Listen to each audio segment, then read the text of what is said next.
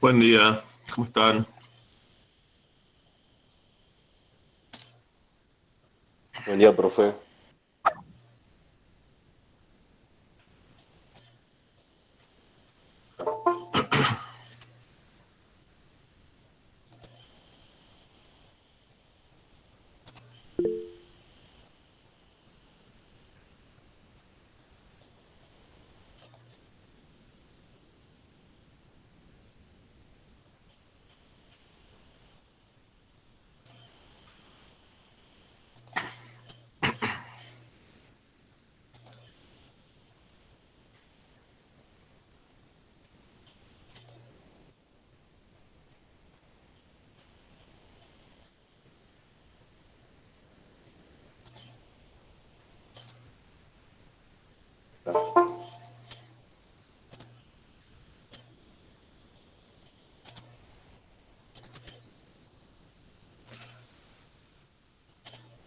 Bueno, si quieren vamos arrancando con, una pequeña presentación de sinápsida que nos lleva a Mamalia, que es el práctico de hoy. Bueno, sinápsida ya habíamos hablado de los cráneos en amniotas. Dentro de amniotas teníamos los cráneos diápsidos, como los cráneos que más frecuentes y los que habíamos visto hasta ahora en todos los grupos de diápsidos actuales, eh, con mayores o menores modificaciones. El cráneo diápsido era el que tenía dos fosas temporales. Bueno, los sinápsidos, la principal diagnosis proviene de la presencia de un cráneo sinápsido, que eso significa que presenta una sola fenestra temporal, la inferior. Este cráneo se encuentra modificado en los mamíferos formando un arco.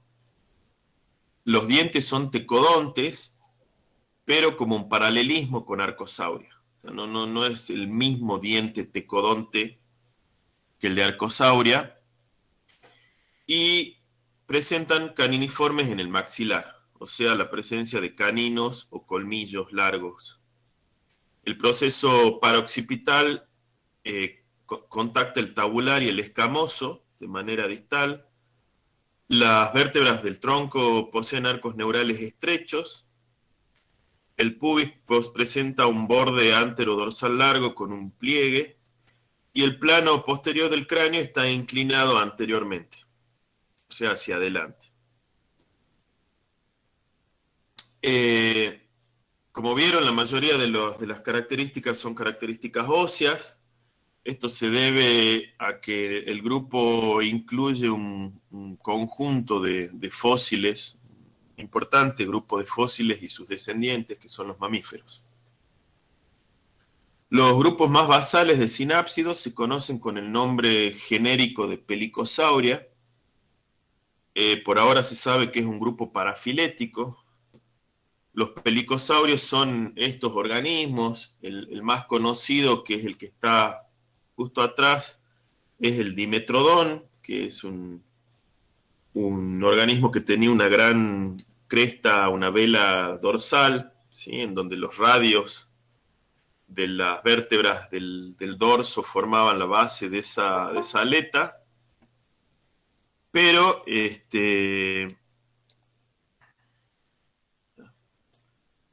había muchísimas más especies, ¿sí? Otro grupo de sinápsidos basales son los terápsidos. Los terápsidos sí forman un grupo monofilético que incluye a Mamalia, ¿sí? La ubicación todavía discutida es la de pelicosaurios, pero no la de terápsidos. Entre los terápsidos fósiles podemos encontrar grupos ya de sinápsidos muy avanzados, muy derivados, muy parecidos a los mamíferos actuales, que se llaman sinodontes. Los sinodontes, acá vemos, este es el fósil, ¿sí? Acá está el esquema del fósil y una reconstrucción del fósil. Y como vemos, ya prácticamente reconocemos el esqueleto de un mamífero actual, ¿sí? Casi no hay diferencias entre los terápsidos sinodontinos y los mamíferos actuales. Los terápsidos son un grupo también muy, muy diverso. Incluye grupos grandes predadores, ¿sí? Que bastantes conocidos en el registro fósil, como así también pequeños organismos. Este es un sinodontino, eh, que son prácticamente iguales a los mamíferos actuales. Este sinodonto se encontró acá en Argentina, ¿sí? La especie es Brasiliterum rigrodenensis, es de Río Negro, y muestra que los mamíferos como tales o grupos sinápsidos derivados muy parecidos a los mamíferos ya se encontraban establecidos como tales en épocas tan tardías como en el Cretácico, ¿sí? O sea, convivieron con los dinosaurios, con los grandes dinosaurios. Este es el cladograma de sinodontia, de los sinodontinos, ¿sí?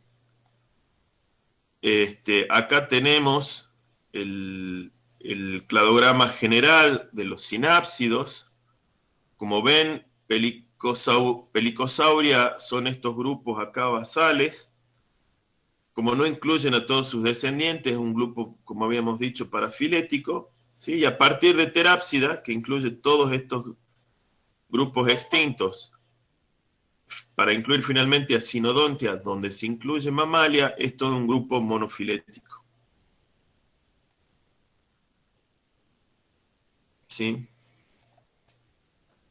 Como vemos, los primeros sinápsidos y acá podemos ver varios cráneos en donde vemos las diagnosis que hablábamos al principio, el diente, el colmillo o canino, ¿sí?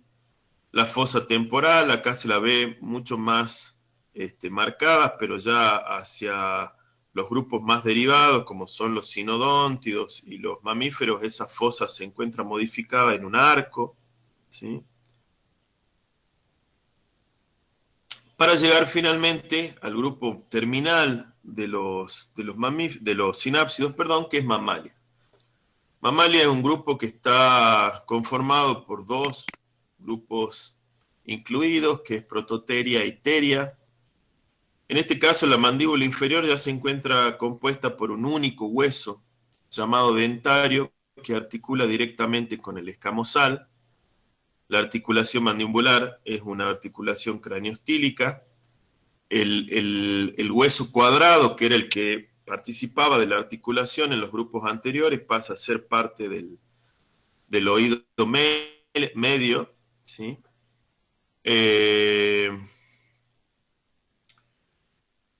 Posee un cóndilo occipital doble, posee glándulas mamarias y el pelo cubierto de pelos. Estas últimas dos características es lo que hace difícil incluir en Mamalia a muchos grupos fósiles. Como les decía, la mandíbula, acá vemos cómo va modificándose la mandíbula inferior y cómo los huesos que conforman la articulación de la mandíbula inferior en los sinápsidos más basales, ¿sí?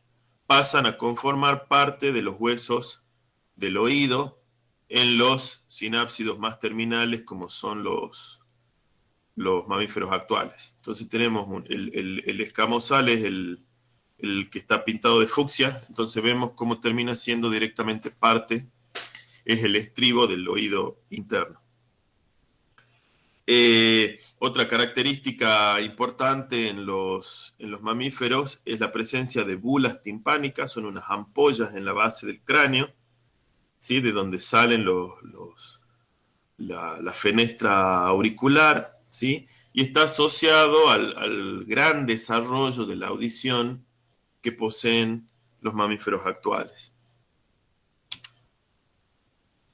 Acá vemos un poco más esquematizados cómo fueron transformándose todos los huesos del oído, ¿sí?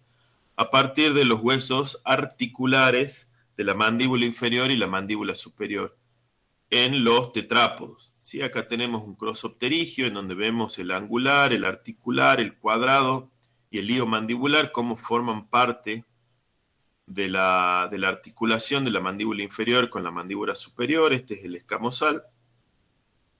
En anfibios y en la mayoría de los reptiles ya el lío mandibular pasa a formar la famosa columela, ¿sí? Y participar ya en la audición, sobre todo detectando vibraciones de baja intensidad de baja frecuencia, perdón, a través de la mandíbula.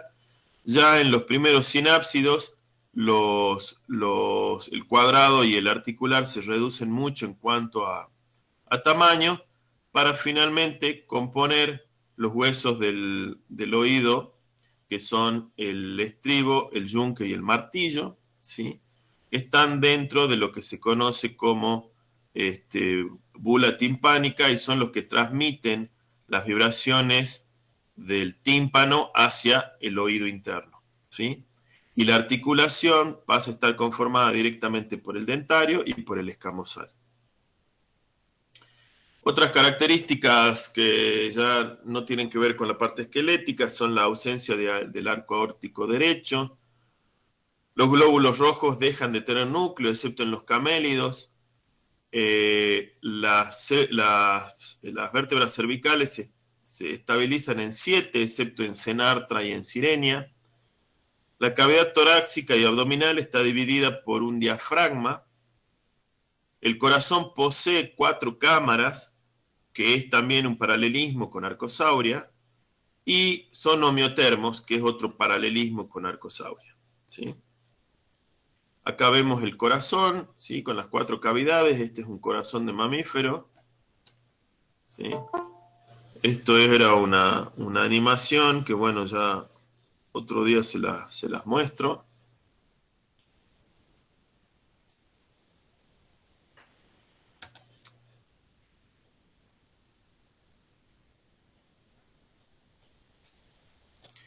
Este es el órgano del diafragma que separa la cavidad torácica de la cavidad abdominal, ¿sí? Y que junto con las costillas conforman la caja torácica, que de manera mecánica permite y eficientiza la respiración en los mamíferos. Poseen glándulas en la piel, ¿sí? Lo que no poseen son glándulas venenosas o glándulas mucosas, pero sí poseen glándulas sebáceas, glándulas sudoríparas, las glándulas mamarias, sí poseen glándulas en la piel. Poseen una caja craneana bien desarrollada en comparación a los otros grupos. Los dientes, como decíamos, son alveolares y tecodontos. Posee una doble dentición, la dentición decidua y finalmente una permanente. La decidua es la que en los humanos llamamos dientes de leche. Poseen vocalizaciones bien desarrolladas por medio de cuerdas vocales. El oído externo posee un pabellón auricular, que es la oreja, y un conducto auditivo exterior.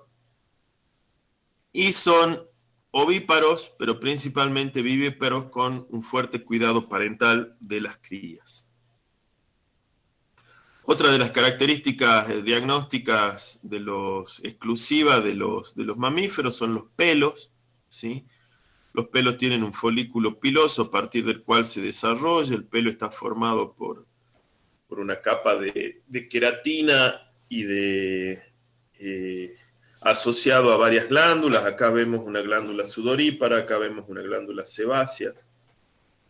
Y en muchos casos hay un músculo erector del pelo, ¿sí? El famoso músculo que nos pone los pelos de punta, que está asociado no solo a la termorregulación, a la homeostasis de los mamíferos, sino también participa en varios, en la generación de señales visuales con los pelos, porque además de tener un cuidado parental muy, muy fuerte, los mamíferos también son organismos fuertemente sociales e interactivos con otros miembros de su especie y de otras especies. Entonces eso hace que tengamos un repertorio de comportamientos bastante interesantes.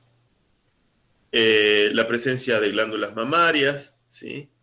Estas de acá arriba son las glándulas mamarias de los prototerios que no tienen pezones. Directamente la glándula mamaria vierte la leche a través de poros, ¿sí? En la piel del organismo.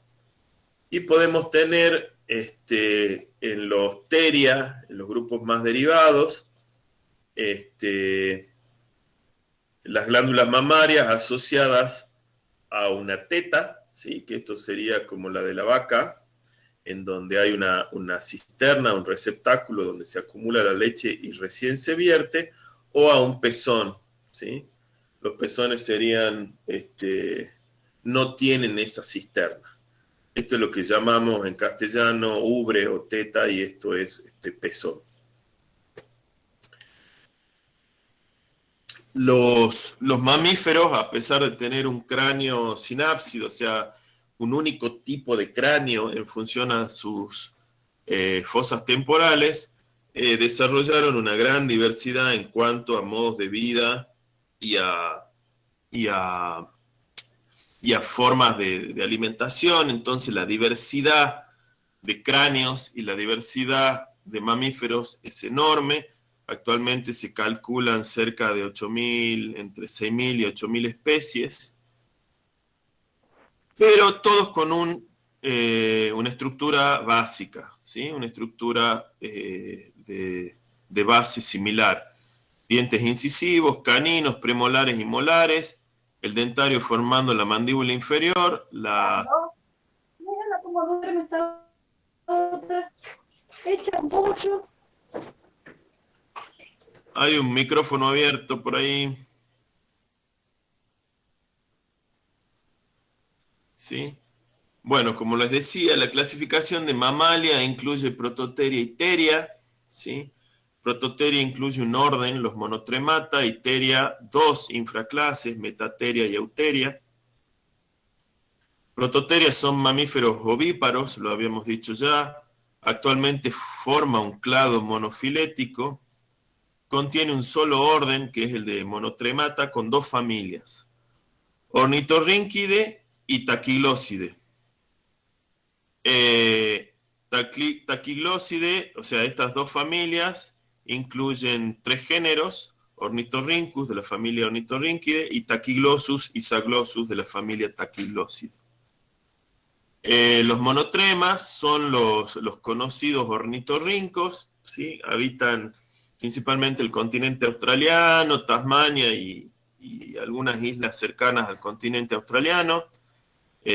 Son organismos acuáticos, poseen entre las características de monotremata la presencia de un pico córneo, ¿sí? Además de que ponen huevos, poseen un pico córneo muy sensible, y estos son los más conocidos. La otra familia, Tachyglosidae, son los equidnas. Estos son organismos terrestres, también poseen un pico córneo, con una forma un poco más aguzada, y una cubierta de púas, ¿sí? Parecidas a las de un puercoespín.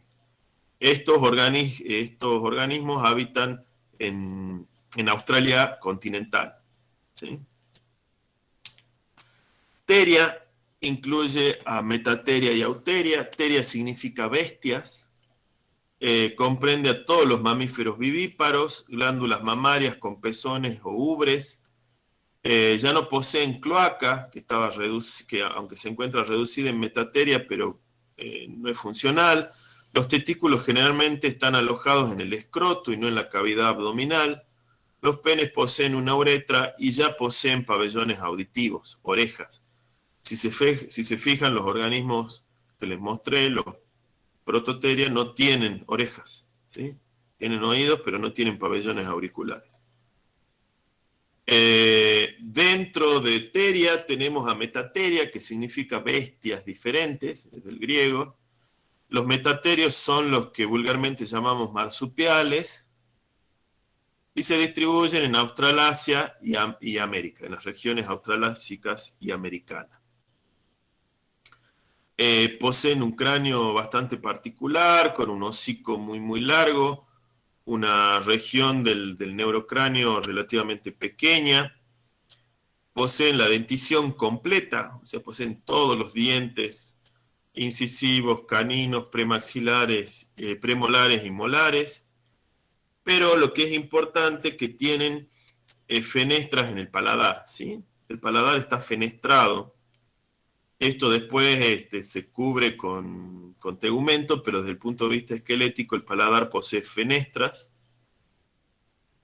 y la mandíbula inferior, el dentario, forma este ángulo tan característico que es muy fácil de reconocer en la mayoría de los marsupiales, al menos a nivel esquelético. Otra característica de los marsupiales, bastante llamativa, es que los testículos que están dentro del escroto están por delante del pene y no por detrás. ¿Sí? Este es un canguro, este es el escroto con los testículos y este es el pene.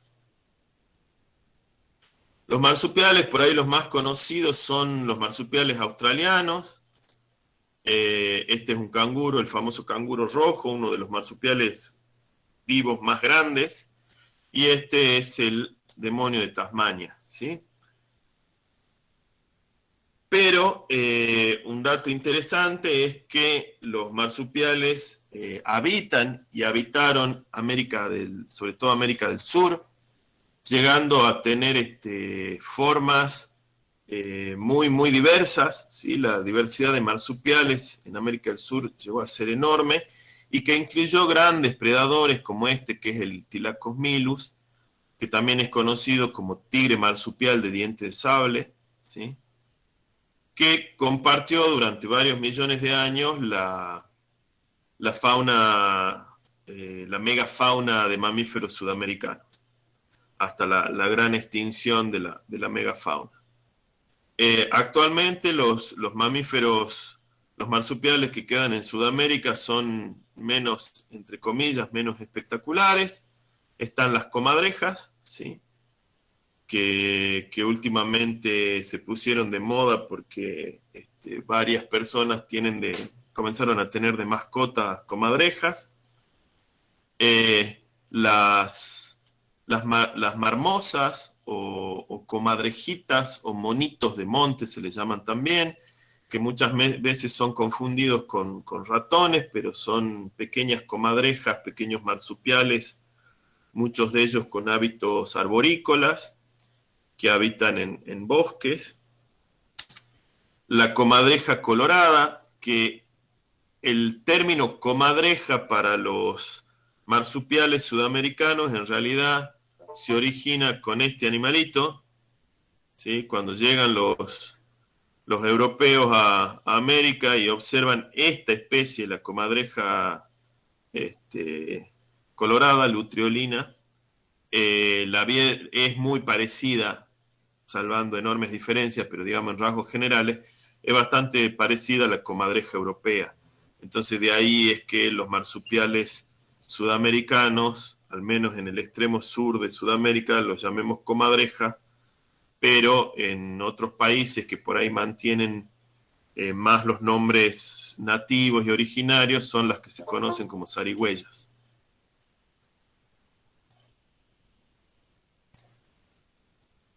Estos son algunos ejemplos, pero hay muchísimos más marsupiales sudamericanos, pero todos son marsupiales entre medianos y pequeños. Ahora llegamos a la infraclase Euteria, que significa verdaderas bestias. Son los organismos con los que nosotros nos encontramos más familiarizados, a los que asociamos más como mamíferos, ¿sí? Son cosmopolitas y se encuentran en todos los hábitats del planeta, desde los polos, los océanos, montañas, selvas, desiertos, hábitat que se les ocurra hay un mamífero, y el fósil más antiguo y basal, ya de un Euteria moderno, es Eomaya, que es del Cretácico inferior. Y esta es la reconstrucción de ese bichito, ¿sí? Los euterios tienen un cráneo sin orificios, sin fenestras en el paladar, y el ángulo de la mandíbula no está replegado hacia adentro. Poseen un hueso timpánico anular o en forma de ampolla. Tienen una fórmula dentaria básica en donde se redujeron los dientes a solo 3 incisivos. Esto que ven acá se llama fórmula dentaria y es la descripción de los dientes en una hemimandíbula superior e inferior. Es como si el cráneo lo cortáramos por la mitad y viéramos cuántos dientes tienen en la parte de arriba y en la parte de abajo. Entonces acá indica 3 incisivos arriba, 3 incisivos abajo, un canino arriba, un canino abajo, 4 premolares arriba, 4 premolares abajo, 3 molares arriba y 3 molares abajo. Esto, para calcular la cantidad de dientes completos, se multiplica por 2. Esta fórmula dentaria básica se va a modificar mucho en los distintos órdenes y familias de euterios actuales, con familias incluso que no tienen dentición, que directamente no tienen dientes. El cerebro posee 2 grandes hemisferios conectados por un cuerpo calloso y son todos, absolutamente todos, vivíparos y con un largo periodo de gestación en el útero. Y una placenta alantoidea, en realidad es corioalantoidea. Esto significa que la placenta de los mamíferos proviene en parte de lo que conocemos como corion en el huevo amniota y como membrana alantoides también en el huevo amniota, ¿sí? La combinación de esas 2 membranas genera lo que es la placenta en los mamíferos placentados.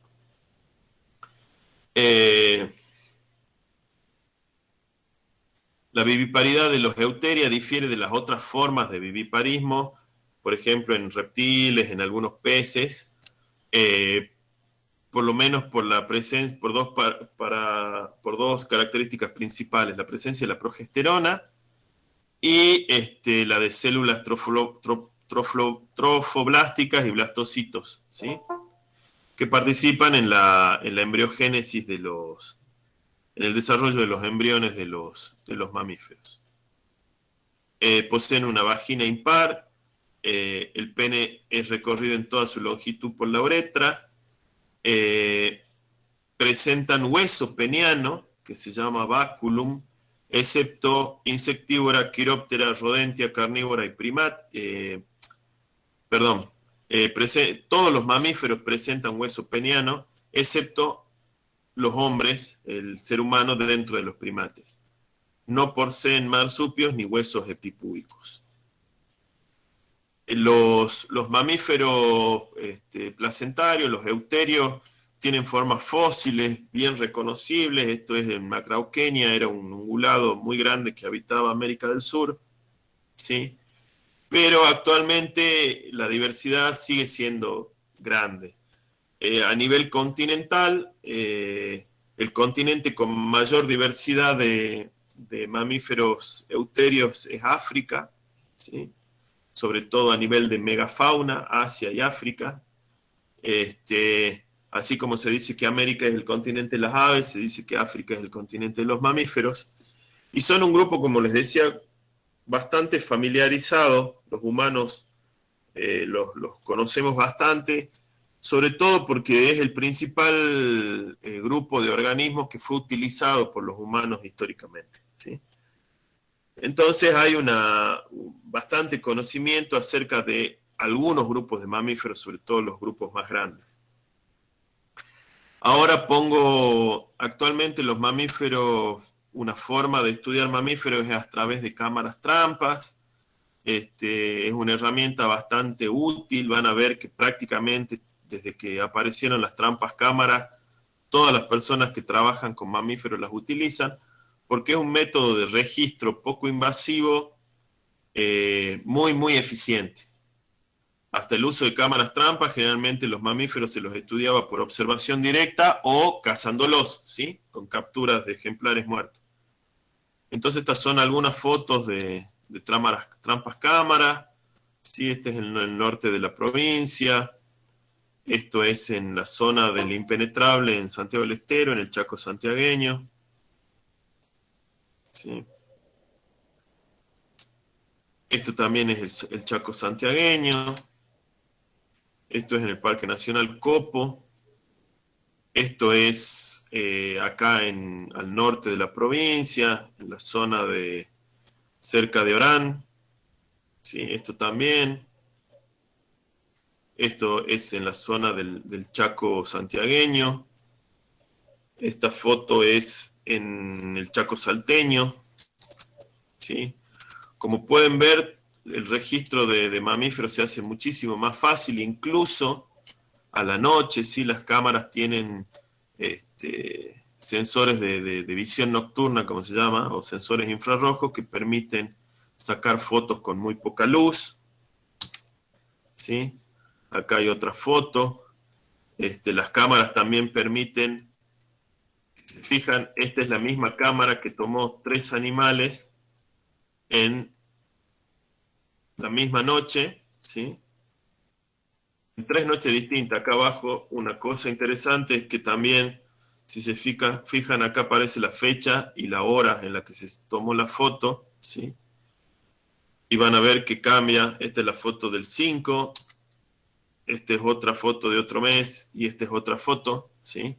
Pero es el mismo lugar. Entonces eso nos permite tener una idea también del tamaño relativo de algunos organismos, ¿sí?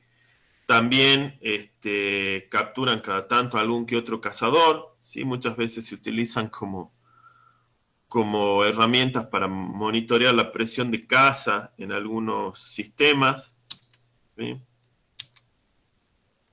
Profe, ¿y cuánto tiempo le dura la batería a esos sistemas? Porque Y los dejan una semana o dos, ¿cuánto? depende el tipo de cámara, depende la batería que use. Obviamente, mientras más tiempo dure la batería, es más cara la cámara. Pero, por ejemplo, las que usé yo las dejé entre 7 y 14 días. En ambientes con menos presencia de mamíferos las dejan hasta 40 días. Como la cámara saca solamente fotos cuando cruza un animal, en realidad las baterías también duran en función de cuántas fotos saca, ¿sí? O sea, vos podés dejar una cámara puesta y no se cruzó ningún bicho, entonces no sacó ninguna foto, vos la vas a buscar y está con la batería intacta. En Claro, otro no lugar, gasta. claro, no gasta nada. En otro lugar, la cámara gastó la batería en los primeros 4 días porque se le cruzaron 1 millón de animales, no sé. Pero ahora toda la tecnología de baterías está bastante mejorada y suelen ser baterías que duran mucho tiempo, ¿sí? Eh, yo tengo de varias, de las que usan pilas como las de los controles remotos, hasta otras que tienen incluso paneles solares. Acá vemos esta foto es en la zona de pastizales pampeanos en el sur de la provincia de Santa Fe, donde yo también trabajé. Esta también, ¿sí? Esta es otra también en el sur de Santa Fe. Estas son más del Chaco salteño. Esta también es del Chaco salteño. Entonces, como verán, actualmente el trabajo sobre mamíferos es mucho más simple que lo que era antiguamente, ¿sí? También es importante tener en cuenta este tipo de metodologías que no son extractivas, se llaman, o sea, no estamos colectando ejemplares, porque uno de los grandes problemas en la actualidad es la pérdida de biodiversidad y uno de los grupos que presentan la mayor tasa de extinción, no solo de extinciones de especies, sino de disminución de poblaciones son los mamíferos. A principio de año salió un informe de la Organización Mundial para la Conservación de la Naturaleza en donde se estima que en los últimos 30 años se perdió el 60% de la biomasa de mamíferos del planeta, al menos de mamíferos grandes, ¿sí? O sea, eso significa que hay menos de la mitad de mamíferos actualmente que hace 30 años. Mamíferos silvestres, ¿no? No humanos ni vacas. Y hay, Entonces, ¿cómo? perdón, hay banco así como banco de semillas en los vegetales, ¿hay algún resguardo para los animales? Y que no te, digamos, desde el punto de vista ecológico, Banco de no te, esperma, esas cosas, ¿no? pero desde el punto de vista ecológico y funcional en un ecosistema, eso no te sirve. O sea, vos podés guardar un banco de esperma, podés tener un muestrario de la variabilidad genética de las especies que habitaron la Tierra, porque sería básicamente así, pero desde el punto de vista funcional de los ecosistemas, no sirve, no tiene sentido, no funciona, ¿sí? No está el animal en el ecosistema. Los mamíferos cumplen, al ser animales tan grandes, cumplen funciones claves en los ecosistemas. Entonces, un ecosistema que perdió el 60% de los componentes de ese sistema, en mamíferos solamente, no estaría funcionando muy bien. Entonces, ese es el principal problema y ese es el punto más crítico de la conservación de la biodiversidad. No tanto la variabilidad genética, no tanto las especies en sí, o sea, más allá de una cuestión ética, que poder observar especies silvestres está bien, digamos, y genera bienestar en el ser humano. Lo más grave es que cuando vos perdés una especie, perdés una función en el sistema. Esa especie cumplía un rol dentro del sistema.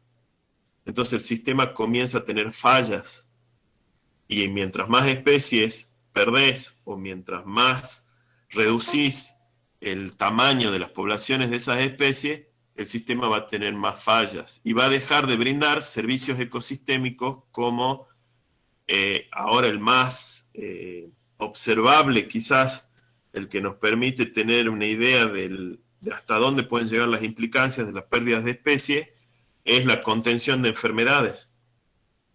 ¿Sí? Muchas de las enfermedades actuales, ahora salió la gripe esta, la H5N10, el mismo coronavirus, etcétera, son enfermedades que surgen de los sistemas naturales porque se quedan, entre comillas, sin hospedadores en los sistemas naturales. Entonces, si vos no tenés mamíferos, entre comillas, que se enfermen en los sistemas naturales, agarra al mamífero más abundante a mano, que somos nosotros, ¿sí? Ese es un servicio ecosistémico que ahora se les está dando, hasta cierta medida se les está dando bolilla, pero ahora resultó evidente. Hace 30 años teníamos más del doble de animales, de mamíferos grandes en los sistemas naturales, que mantenían las enfermedades dentro de los sistemas naturales. Y cuando hablo de mamíferos grandes, hablo de grandes predadores, o sea, no necesariamente las enfermedades las mantenían contenidas en los sistemas naturales, enfermándose el organismo, pero sí consumiendo presas que dispersan esas enfermedades. Los primeros organismos que se pierden en los sistemas son los grandes predadores. Entonces, si los grandes predadores no consumen presas, las presas proliferan, tenemos poblaciones grandes de organismos presas que en muchos de los casos contienen enfermedades de transmisión zoonótica. Entonces, por ejemplo, ese es el ejemplo más útil cuando a veces te preguntan, y bueno, pero ¿de qué sirve conservar la diversidad animal o la diversidad biológica en los sistemas, ¿no? Siempre hablando, por eso también se cambió el enfoque de la conservación. Antes la conservación se enfocaba, antes estoy hablando hace 30, 40 años, se enfocaba, que todavía queda, digamos, la inercia de ese tipo de enfoque, se enfocaba en especies. Entonces escuchábamos proyectos para la conservación de las ballenas, del jaguarete, del gorila de montaña, de los elefantes, de los, no sé, de los tucanes, etc. Actualmente el enfoque es a nivel ecosistémico. No tiene sentido proteger las especies sin el entorno. Vos las especies las podés proteger en un zoológico o conservas el material genético en un tubo de ensayo en una heladera. Pero no cumple su función. No tiene ningún impacto en los sistemas. Entonces el sistema deja de funcionar a la larga. O al menos deja de funcionar de la manera que venía funcionando. Y con la carrera nuestra, ¿qué podemos hacer? Ya sé que, bueno, estamos en segundo año, pero seguro que nos espera, pero bueno, el tiempo corre. Mientras, ¿qué podemos ir haciendo? Y bueno, una de las cosas que tiene que ver, que siempre lo planteo desde la ingeniería en recursos naturales, los ingenieros en recursos naturales, uno de los elementos, digamos, las incumbencias más importantes que están desarrollando, al menos en la región, a nivel regional, son, por un lado, las evaluaciones de impacto ambiental. ¿Sí? Pero ¿qué ocurre? Muchas de esas evaluaciones de impacto ambiental no están bien hechas. Lamentablemente, esa es una realidad. Al ser un trámite, o sea, es solamente un requisito para la habilitación de algún aprovechamiento productivo, muchas de las evaluaciones de impacto ambiental no están bien hechas. Entonces la información no está lo suficientemente bien volcada para entender cuál puede llegar a ser el impacto. ¿A qué me refiero con eso? Muchas de las evaluaciones de impacto ambiental hacen énfasis en esto, en especies de mamíferos y de aves, porque son más fáciles de monitorear, y en la presencia o ausencia de especies amenazadas. Entonces, si no hay una especie amenazada, medio que las evaluaciones de impacto ambiental no están produciendo mucho daño y listo, no pasa nada. Ahí hay dos errores. El primero es, no siempre los muestreos son lo suficientemente grandes como para detectar especies amenazadas que suelen ser raras. Y segundo, todas las especies son importantes, no solo las amenazadas. Entonces, si el emprendimiento va a impactar sobre una población de una especie que no es amenazada, pero es clave en el sistema, también estamos generando un gran impacto. Y el otro punto que por ahí a mí en lo personal me parece más interesante y que está muy poco desarrollado, sobre todo en Argentina, es el manejo de poblaciones silvestres, ¿sí? Por ejemplo, uno puede estar a favor o en contra de la caza, de la cacería.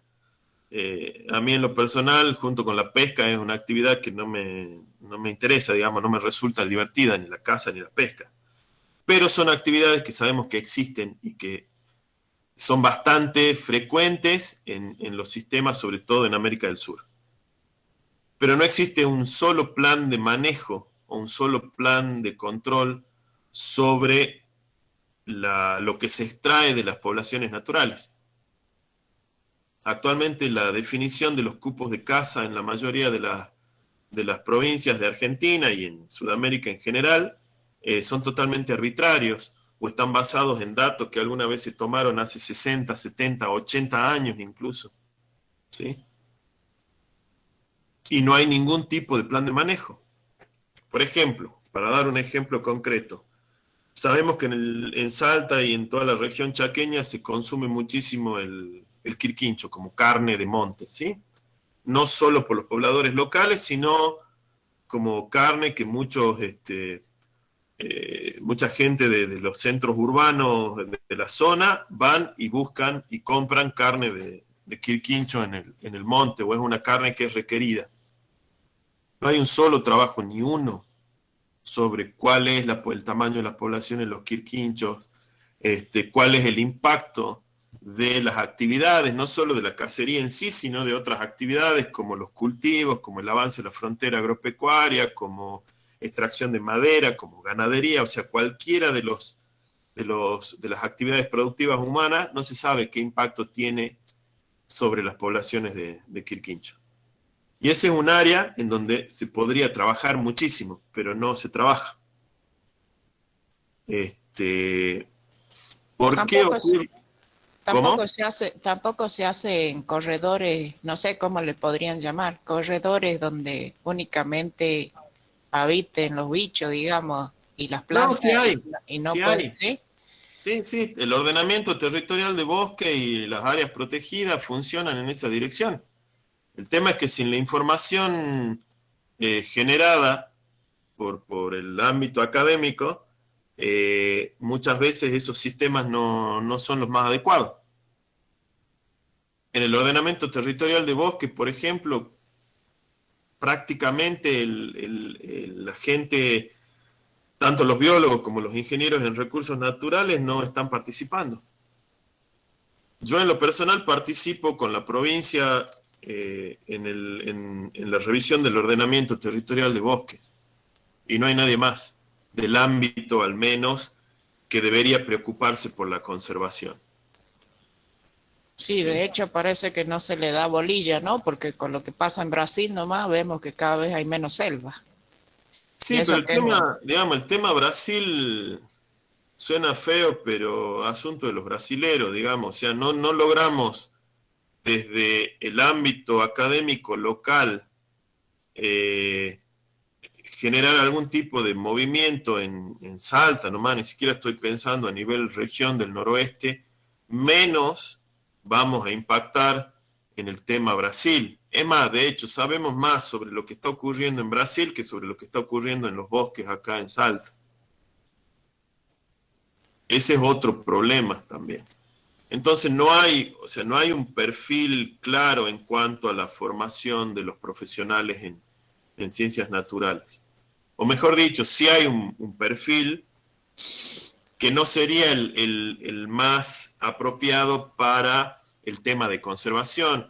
Por ejemplo, yo estaba leyendo ayer y hoy una serie de notas por la Semana del Ambiente, porque el 5 de junio fue el Día del Ambiente, y una serie de notas por la Semana del Ambiente en el Tribuno, que salen desde la Escuela de Gestión Ambiental y Negocios Ambientales o algo así de la Universidad Católica de Salta.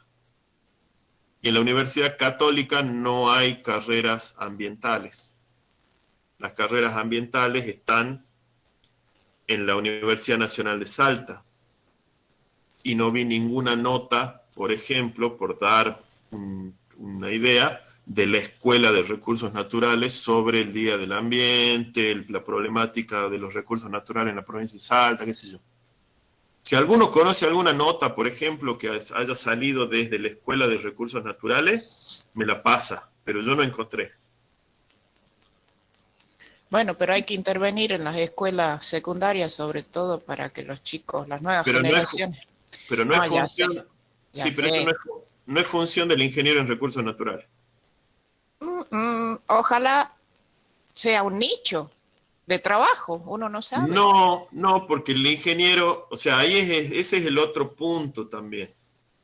Cuando uno elige una carrera profesional, tiene que tener bien en claro cuáles son las incumbencias de esas carreras, ¿sí? No es lo mismo, yo soy biólogo, yo soy doctor en biología. No es lo mismo la incumbencia de un doctor en biología que la incumbencia de un ingeniero en recursos naturales que la incumbencia de un profesor de ciencias naturales. Entonces, tanto un ingeniero en recursos naturales como un doctor en biología no estamos formados para dar clases. No, pero Estamos, pueden interactuar dando charlas y clases a docentes de la secundaria o del terciario para ponele, solucionar. pero ¿en qué materia de la carrera vos tenés formación para por ejemplo, eso se llama divulgación de la ciencia o divulgación de los conocimientos sobre ciencias naturales? ¿Qué materia te lo da? Ah, no sé, No, capaz no que es sea un ninguna. posgrado, no sé. Se pueden generar, son puestos de trabajo, qué sé yo.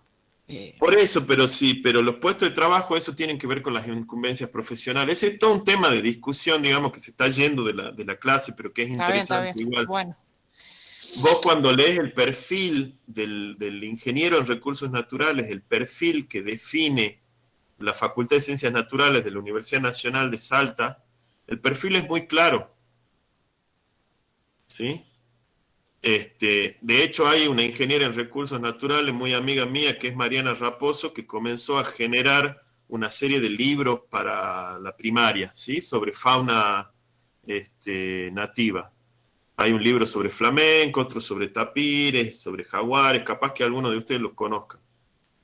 ¿Sí? Pero eso ella fue con una motivación propia, por una cuestión particular, y formó un equipo en donde participan psicopedagogos y profesores de los distintos niveles para acompañarla a ella en la generación de un material adecuado para la educación. Ella lo que brindó en realidad fue la idea, porque tampoco ella es especialista en estos animales, entonces buscó a especialistas en cada uno de los animales para que la información sea correcta.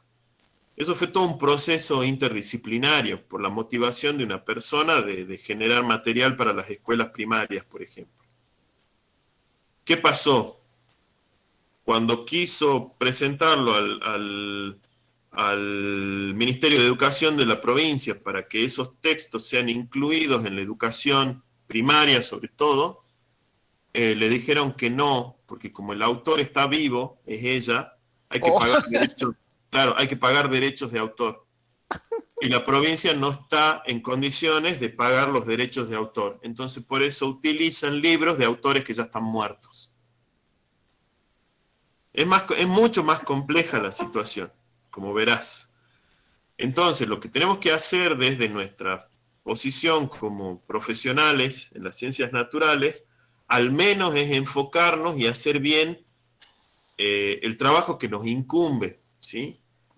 En Salta es, como les decía, es muy frecuente la participación de los ingenieros en recursos naturales en las evaluaciones de impacto ambiental. Bueno, hagamos bien las evaluaciones de impacto ambiental, que sean precisas, que sean correctas, que respondan las preguntas adecuadas y no que sea un mismo modelo de evaluación de impacto ambiental para una minera, un desmonte, una fábrica, un camino, etc. ¿Sí? Eso es lo que nos toca desde nuestro lugar. Entonces seamos eficientes en eso. Como así también en el desarrollo de, por ejemplo, planes de manejo y uso de distintos recursos naturales. Toda la reglamentación de pesca, por ejemplo, no tiene ninguna base Jurídica. No, real, de datos. No hay datos. No, base jurídica tiene, pero esa base jurídica no tiene datos reales de cuánto pescado hay en los ríos de Salta. ¿Cómo están las poblaciones de peces? ¿Cuán bien o cuán mal están? Se sabe que están mal, se supone que están mal. Pero ¿cuán mal están? ¿Cuán bien están? ¿Cuánto se pueden aprovechar? ¿Cuánto no? ¿Quiénes la aprovechan? ¿Quiénes no? Y así.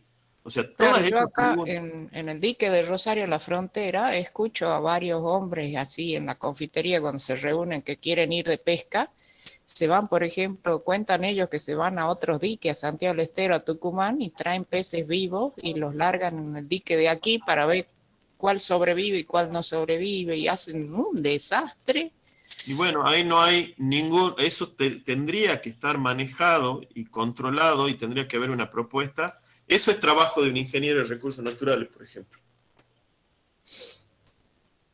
Eso, lo que acabas de nombrar, en vez de que lo hagan pescadores aficionados, es un proyecto que debería ser encarado por un ingeniero en recursos naturales. Claro. No, sí, hay mucho para hacer, hay mucho. El tema es cuando la política talla. No es una cuestión política tampoco, ¿no? Es una cuestión de después cuando muchos ingenieros en recursos naturales se reciben, qué hacen y qué dejan de hacer. No es muy frecuente dentro de la carrera de ingenieros en recursos naturales que, por ejemplo, se presenten a CONICET. Hay, pero conozco muy pocos. La mayoría pone una consultora ambiental. Y las incumbencias de recursos naturales no son solo consultoras ambientales. Pero bueno, el perfil de la carrera está bastante claro. La carrera apunta a formar consultores en ambiente. Medio ambiente, claro. Yo conozco conozco unos cuantos, la mayoría están en el INENCO, capaz que ustedes los escucharon nombrar, Lucas Segués o Eliana Cruz, hay varios ingenieros en recursos naturales que hacen investigación en el INENCO, que trabajan más con la parte social, socioeconómica, ¿sí? Con sistemas de aprovechamiento a escala familiar en el Chaco salteño. Pero después no conozco más nadie. Bueno, yo creo que se han dormido los chicos, profe. Sí, yo creo que sí, que la charla quedamos charlando nosotros dos nomás. Bueno, hacemos como los otros días. Yo voy a quedarme en línea. Hay un video que yo puse ahí, el link, que es bastante interesante, que un poco resume la clase que di de sinápsida. Y bueno, y después las actividades. En las actividades hay 2 trabajos también, así que cualquier duda que tengan me avisan, yo estoy en línea, ¿sí? Bueno,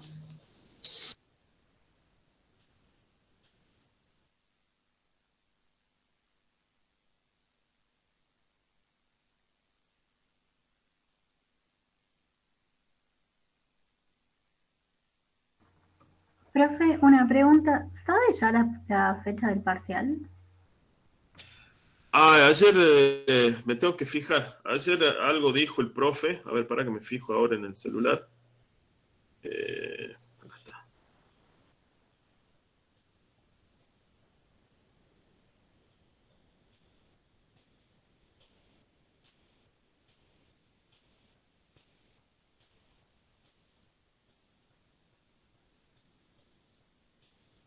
No, no está definida todavía por el tema de los feriados. Vieron que el 17 y el 21 es feriado.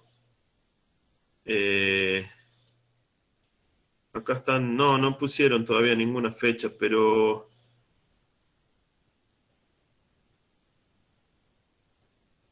lo que pasa es que dice que por el tema de los parciales, perdón, de los feriados, el 22 sería el único día que queda para la última clase del profesor Arias.